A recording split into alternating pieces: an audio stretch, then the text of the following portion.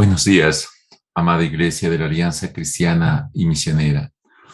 Qué hermoso es realmente a la luz de la Escritura el poder compartir el mensaje de la palabra de Dios, más aún en los tiempos especiales en que estamos nosotros viviendo. Permítame con todo el corazón compartir este tema que vamos a ver hoy y unirnos en oración como Alianza Cristiana y Misionera. Es el día 677, unidos en oración. El texto de la Junta Directiva Nacional que nos permite compartir hoy es Primera de Corintios 2:11. Dice así el texto bíblico: en efecto, ¿quién conoce los pensamientos del ser humano sino su propio espíritu que está en él? Asimismo, nadie conoce los pensamientos de Dios sino el Espíritu de Dios. Padre querido, en esta mañana quiero abrir mi corazón para rogarte a ti, Señor, que uses este momento especial en el cual se va a compartir este mensaje. Tu Santo Espíritu conoce lo íntimo del Dios verdadero, como mi espíritu conoce lo profundo de mí. Y tú no me has dado el espíritu del mundo, sino el Espíritu de Dios que conoce lo profundo de ti. Te pido, oh Espíritu Santo, que como tú conoces lo profundo de Dios, estemos conectados con mi espíritu para hablar lo profundo de Dios que tú le vas a revelar hoy. Háblanos, Espíritu Santo, en esta mañana, a través de este tema que vamos a comentar. En el nombre de Jesús. Amén. Amén. Vamos a ver en esta mañana un tema que anhelo que el Señor nos despierte. Un buen despertar. Hay unos 10 versículos del libro de Lucas, del capítulo 17, que vamos a ver, y que aunque parecen que están como separados, los 10 versículos marcan 4 puntos sumamente importantes que son aplicables al tiempo que estamos nosotros viviendo.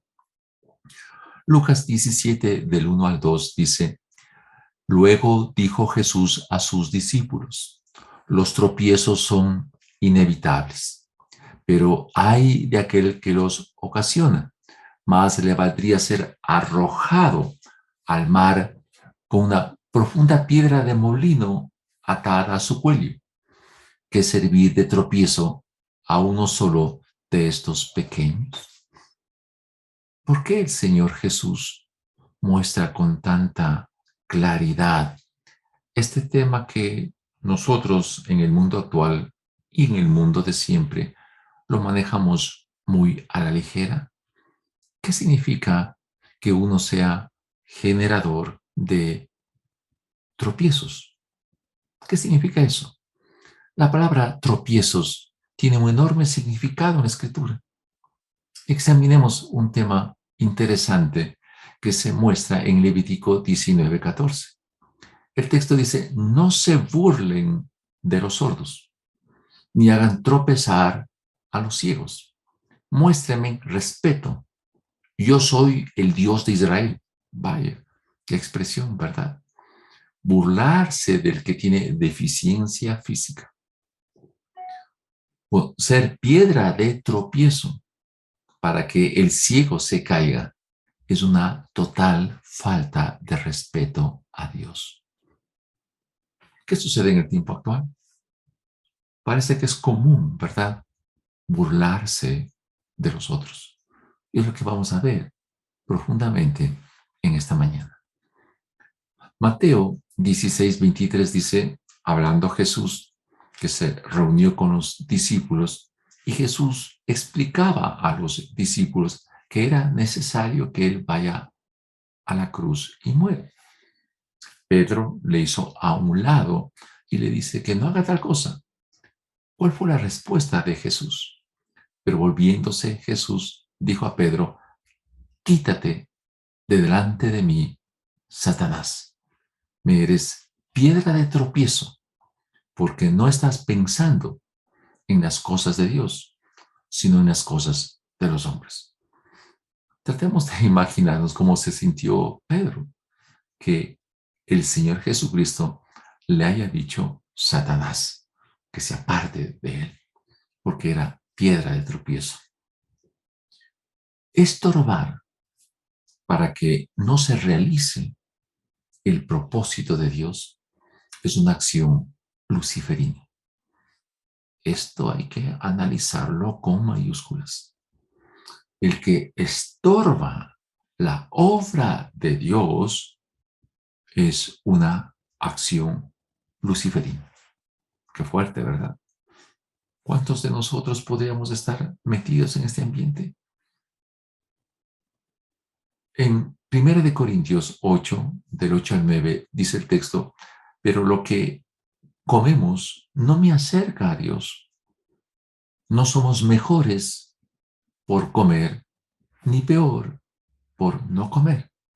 Sin embargo, tengan cuidado de que su libertad no se convierta en motivo de tropiezo para los débiles.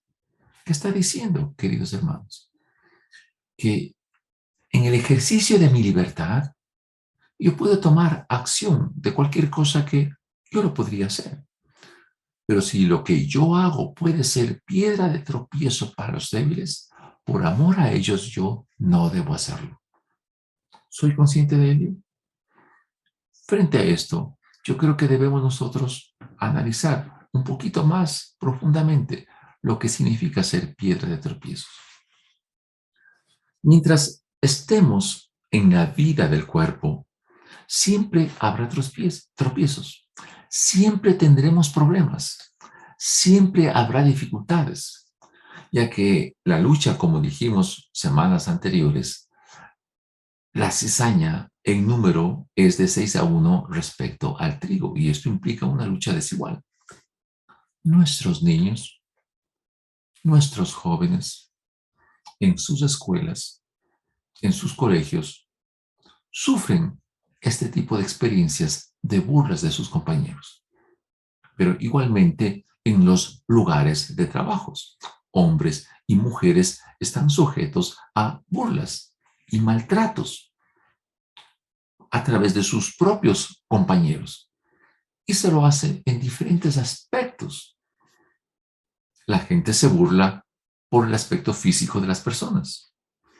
La gente se burla por el color de la piel que tienen los otros. La gente se burla por el estatus económico que tienen las personas.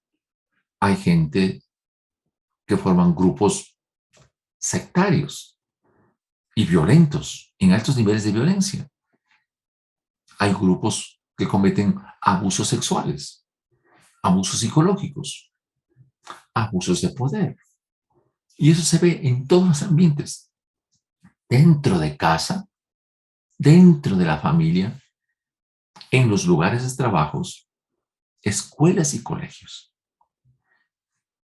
Por más leyes que tengamos, es difícil evitar que esto ocurra, ya que la naturaleza de la cizaña es así. La pregunta es, nosotros como iglesia, columna y fundamento de la verdad, ¿qué deberíamos hacer como pueblo de Dios? Uno, tenemos que denunciar todo lo que es injusto. Dios no nos ha dado espíritu de cobardía, sino de poder, amor y dominio propio. Segunda de Timoteo 1:7. Eso es mi responsabilidad y su responsabilidad, denunciar lo que es injusto. Dos, tenemos que aprender lo que dice un texto bíblico de Salmos 34:21.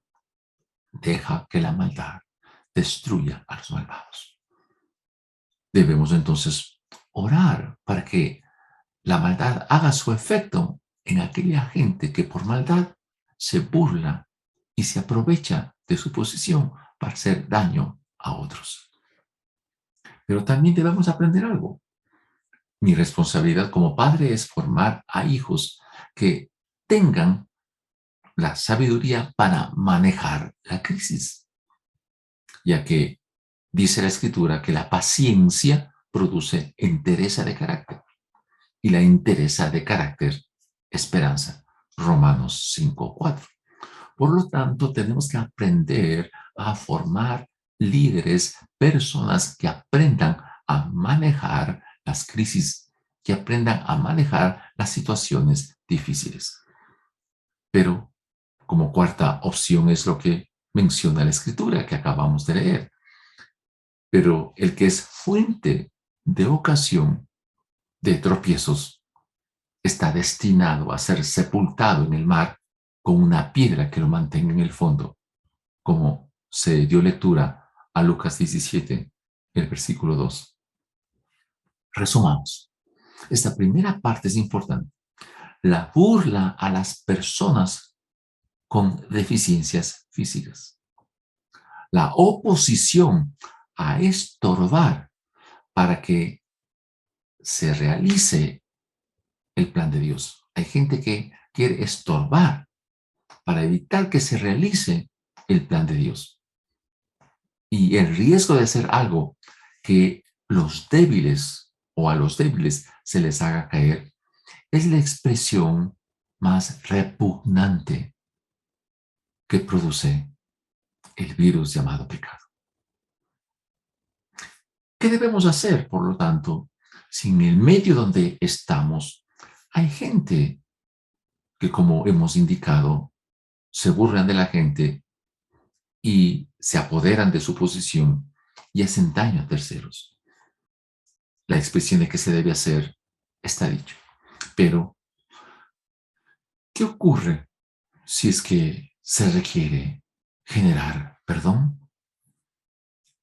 El libro de Lucas o el Señor Jesucristo en el libro de Lucas, el capítulo 2, 17, los versículos 2 al 4, señala lo siguiente. Así que cuídense, dijo Jesús. Si tu hermano peca, repréndelo. Nota esto. Si tu hermano peca, repréndele. Es nuestra responsabilidad. Reprender al que está haciendo daño. Es nuestra responsabilidad. Y 7 veces regresa y te pide perdón al decirle, me arrepiento, perdónala. Perdona a esa persona.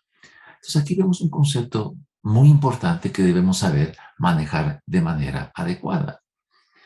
Cuando yo estoy enfermo del cuerpo, me genera un profundo malestar.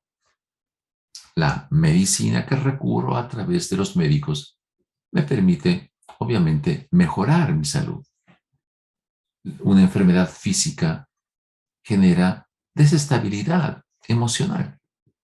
La medicina nos ayuda, ¿verdad? Pero cuando el alma se enferma, el efecto es más doloroso e inclusive dura más tiempo. ¿Qué medicina hay para curar el alma? ¿Qué medicina tenemos para sanar el alma herida? La única medicina es el perdón. Y hay que usarla tantas veces como sea necesario. Querida Iglesia de la Alianza, escuche bien esto. La capacidad de perdón no sirve únicamente como medicina personal. A quien, como estilo de vida, tiene la capacidad de perdonar. También sirve al victimario, que le permite perder la capacidad de agredir y ablandar su duro corazón. Oh, qué fuerte que es esto. Dios nos permite aprender esta lección. La capacidad de perdonar no tiene límites, como tampoco tiene límites la capacidad de amar de aquel que sí puede perdonar. Solo el herido hiere y solo el inmaduro se deja herir, se deja lastimar. Así como yo tengo la capacidad de amar, tengo que tener la capacidad de perdonar. Y son los dos elementos que se encuentran alineados, relacionados, son directamente proporcionales. La capacidad de amar y la capacidad de perdonar. Pero no es fácil esto, ¿verdad? En la práctica no es fácil. Mire lo que pasó como tercer punto de lo que el Señor Jesús mostró a sus discípulos. Lucas 17, del 5 al 6. Entonces los apóstoles le dijeron, aumentanos nuestra fe. Si ustedes tuvieran una fe tan pequeña como un grano de mostaza, les respondió el Señor, podrían decirle a este árbol, desarráigate y plántate en el mar, y les obedecería. A ver, utilicemos el concepto de la razón. Un árbol arraigado, fuerte, con raíces, que muchas veces son los conflictos, los problemas que un ser humano tiene. Desde el punto de vista de lo racional, ¿tiene alguna utilidad que yo coja un árbol y por la fe y poder de la palabra le diga a ese árbol, salte de lo que está sembrado y échate en el mar? ¿Qué pasaría si ese árbol va al mar? Es agua salada, ¿verdad? Poco a poco se destruiría ese árbol. ¿Qué pasaría si tengo el poder de decir, montaña, levántate y échate al mar? Como otro texto bíblico también lo dice. De igual manera, la montaña en el mar se disuelve, ¿verdad? Esa es la enseñanza que quiere decir Jesús. Que cuando tenemos heridas, cuando tenemos realmente situaciones complejas en mi vida, es necesario tener una fe así de este portecito, que yo pueda disolver por el poder de Dios un problema grave como un raíz, como un árbol con profunda raíz o como una montaña gigante que al echarle al mar, ésta se disuelve, se destruye. Querida iglesia, así como los apóstoles le dijeron a Jesús, aumentanos la fe. En el tiempo actual, nosotros proclamaríamos exactamente lo mismo, ¿no es verdad? ¿Acaso usted y yo no deberíamos, amado Jesús, aumentanos la fe? Hebreos 11, del 1 al 3, menciona algunas características del significado de la fe. Dice el texto que debemos confiar totalmente en Dios, con la certeza de que se va a recibir lo que se espera. Entonces, por lo tanto, yo espero algo, debo tener certeza de recibir lo que yo espero. Eso me dice el texto. Es confiar de que existe, aunque yo no lo vea. Confiar de que existe, aunque yo no lo vea. De que somos aceptados por Dios cuando experimentamos la fe. Y que haya la convicción vital, importante, de que Dios puede, así como hizo el universo de la nada, en el tiempo en que vivimos, Dios puede crear de la nada, de acuerdo a su propósito y a la fe que el Señor mismo nos da. Aumentanos la fe. Recibir, por lo tanto, lo que se espera. Aceptar que existe, aunque no se lo vea. Experimentar la fe para ser aceptados por Dios. Creer firmemente que Dios puede crear todo desde la nada. Es lo que significa vivir por fe. Mis hermanos queridos, hay situaciones duras que está viviendo el Ecuador. Por las lluvias, hay deslaves. En Quito, en el Ubión de la Gasca, muchos muertos, muchos carros, motos destruidas, muchas casas igualmente dañadas. Y no solamente en Quito, de lo que sucedió la semana pasada, sino en muchas partes del país. Querida iglesia, escúcheme bien esto lo que le voy a decir. Por favor, trata de ponerme atención. Míreme tal vez a mis ojos. Quiero expresar y decir esto con convicción. ¿Qué debemos hacer cuando viene una crisis, una situación difícil, como estamos pasando como país? Hay 7 cosas que la Biblia muestra cómo Dios opera. Dios siempre está trabajando a mi alrededor, a su alrededor. Siempre lo hace. Iglesia amada, siempre lo hace. Dios siempre está buscando una relación continua de amor con mi persona. Eso hace Dios. Dios siempre toma la iniciativa. Y Dios me invita a unirme a su. 4. Dios habla por medio de su Santo Espíritu, por medio de la Biblia, por medio de la oración, por medio de las circunstancias, por medio de la iglesia, para revelarse a sí mismo sus propósitos y sus caminos. Este 4º punto es importante. 5. La invitación a unirme a Dios por la invitación que Él me hace, me conduce a una crisis de fe. Si usted y yo tenemos crisis de fe cuando escuchamos que Dios nos está invitando a unirnos a lo que Él está haciendo, debemos de experimentar esa crisis de fe. Tengo que hacer ajustes. 6. Tengo que hacer ajustes a mi vida para unirme a lo que Dios está haciendo. Si no hago ajustes en mi vida, nunca me podré unirme a lo que Dios está haciendo. Iglesia de la Alianza. Yo puedo hacer cosas para Dios sin ser de Dios. Yo puedo hacer cosas para Dios sin ser de Dios. Y 7.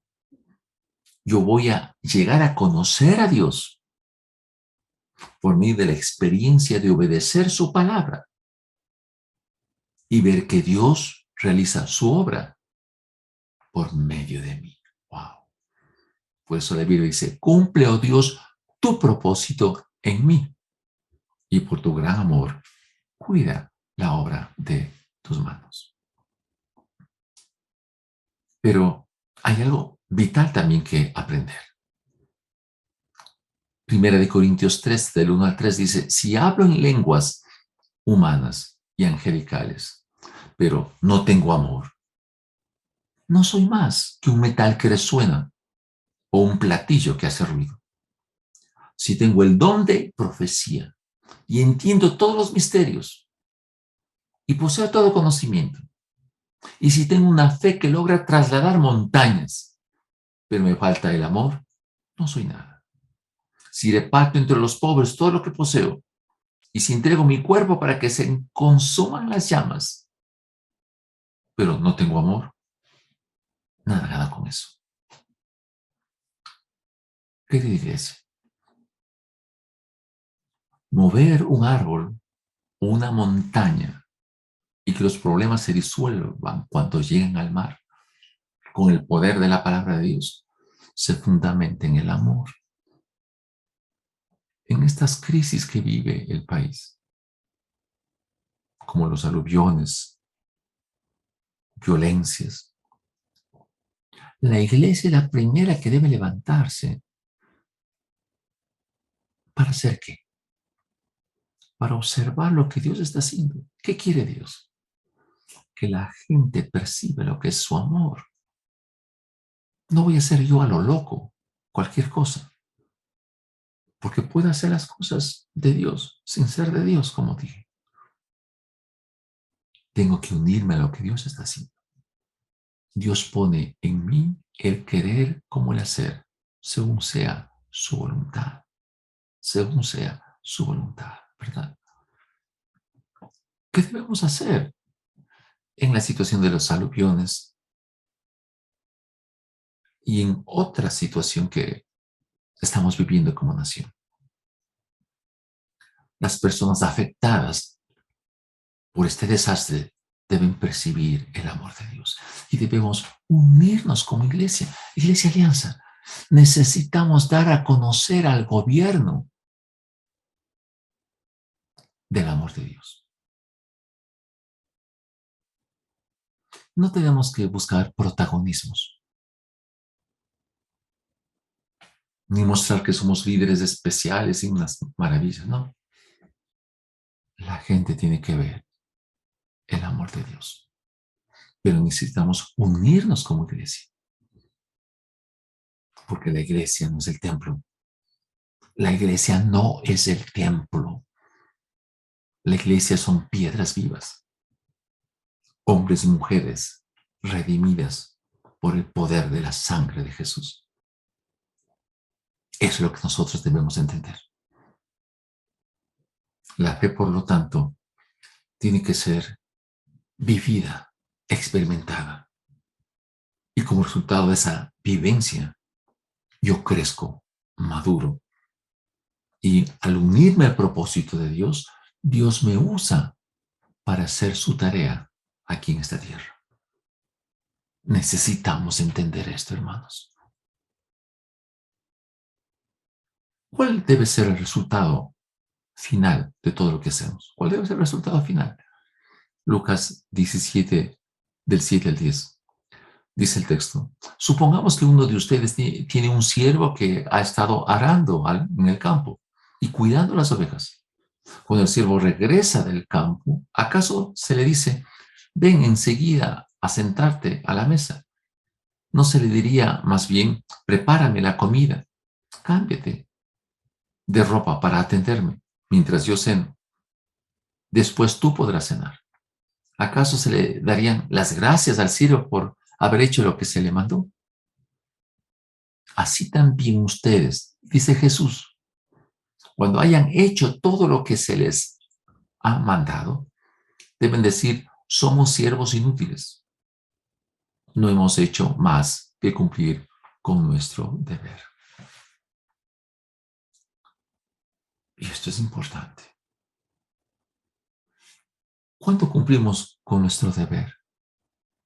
Cuando no se nos ocurre por hacer cosas, sino percibimos lo que Dios está haciendo y nos empuja su amor para mostrar a la gente que el amor de Dios es verdadero.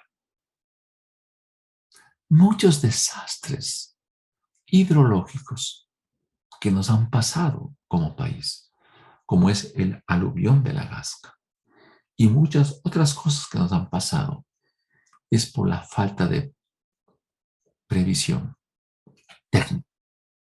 El aluvión de la Gasca es un error técnico. Podía haberse evitado. Es la verdad. Podía haberse evitado. Mis hermanos queridos, somos siervos inútiles. No hemos hecho más que cumplir con nuestro deber. Nos dice el Señor Jesús, cuando hacemos la tarea de Dios. Cuando hacemos la tarea de Dios. Querida Iglesia de la Alianza, si resumimos en estos días de la semana, bajo el texto de Levítico 19:14, no nos burlemos de los sordos o de las personas con problemas físicos. Y si nos hemos burlado por alguna razón, ¿no?, debemos resolver ese conflicto. Debemos planificar una reunión. ¿Qué le diríamos a aquella persona que nosotros le ofendimos? ¿A nuestro cónyuge? ¿A nuestros hijos? Hay que restaurar. Hay que restaurar. Versus al tema de ser piedra de tropiezo para que no se haga la voluntad de Dios. Podemos nosotros decir que ahí en ciertos momentos nos estamos oponiendo a los planes de Dios. ¿Podemos nosotros como iglesia oponernos a los planes de Dios? Podríamos equivocarnos. No es hacer por hacer. Es saber que estamos haciendo lo que Dios nos ha mandado hacer. No es presentarle una tarea a Dios. Es presentarle a Dios el resultado de lo que Él nos ha mandado. ¿Notan que es distinto? Debemos tener el ejercicio de la fe. No es el aprendizaje teórico, es la vivencia, porque le llegamos a conocer. Y le llegamos a conocer cuando obedecemos su palabra. Y Él nos utiliza para ella. Mis hermanos queridos, Dios nos permite como iglesia,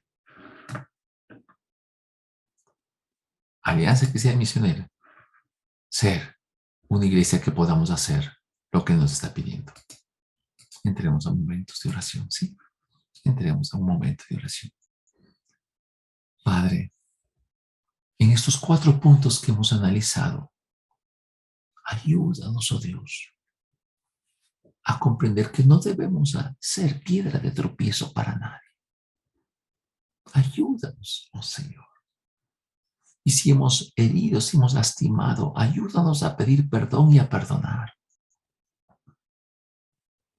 Ayúdanos, Señor. Incrementa nuestra fe para poder pasar esa crisis de fe y saber que te podemos conocer más a ti, obedeciendo a tu palabra. Y ayúdanos a ser obreros que hagamos lo que tú nos has mandado hacer. Oramos también en el nombre de Jesús por las familias cristianas, para que sus hogares se conviertan en un altar de oración, alabando tu nombre y teniendo lecturas de tu palabra.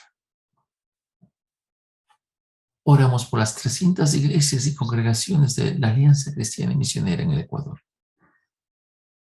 Bendíceles a sus pastores y a sus ministros.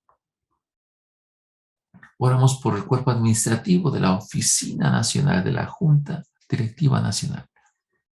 Que el Señor provea de los recursos para cubrir sus necesidades.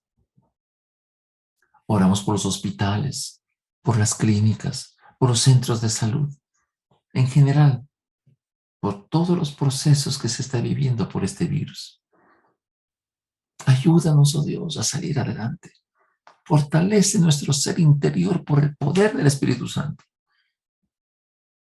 Danos, oh Señor, a cada uno de nosotros entereza de carácter para vivir con esperanza. Ayúdanos, oh Dios, a que el trabajo de las iglesias se dinamizan. Ayúdanos a movilizarnos en los tiempos de crisis para ayudar a la gente que puedan percibir el amor de Dios. Ayúdanos a trabajar en unidad con las iglesias también de otras denominaciones para juntos proclamar tu palabra. Ayúdanos a trabajar en ello, Señor. Oramos, oh Dios, sabiendo que tú nos vas a socorrer en el tiempo en que nosotros estamos viviendo. Gracias, amado Dios. Ayúdanos a mostrar tu amor a la gente que está a nuestro alrededor. Te lo ruego en el nombre de Jesús. Amén. Amén.